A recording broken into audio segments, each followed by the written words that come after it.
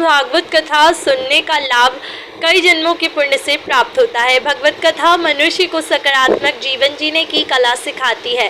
मनुष्य को जीवन परमात्मा ने दिया है, लेकिन जीवन को सही तरीके से जीने की कला हमें सत्संग से ही प्राप्त होती है।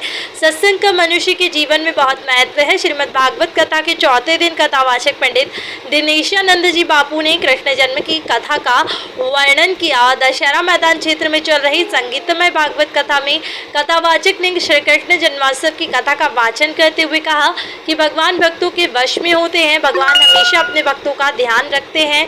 साथ ही उन्होंने कहा कि जब जब धरती पे पाप अनाचार बढ़ता है, तब तक भगवान हरि धरा पर किसी न किसी रूप में अवतार लेकर भक्तों को संकट हर लेते हैं। उन्होंने कहा कि जब कंस के पापों का घड़ा बढ़ गया, तब भगवान ने श्री कृष्ण के रूप में जन्म लिया और उसका अंत कर दिया। पापी राजा से मुक्ति दिलाई। लोगों को कथा के दौरान भक्तिपूर्ण भजन प्रस्तुत किए गए, जिससे सुन श्रोतागण मंत्रमुग्ध हुए और थिरकने को मजबूर भी हुए। इस दौरान कथावाचक ने कहा कि आज व्यक्ति मोह माया के चक्कर में फंसकर अनीतिपूर्ण तरीके से पैसा कमाने में जुटा हुआ है, जिसका परिणाम अतः उसे भोगना पड़ेगा और मानव की तरह नहीं जी रहा है।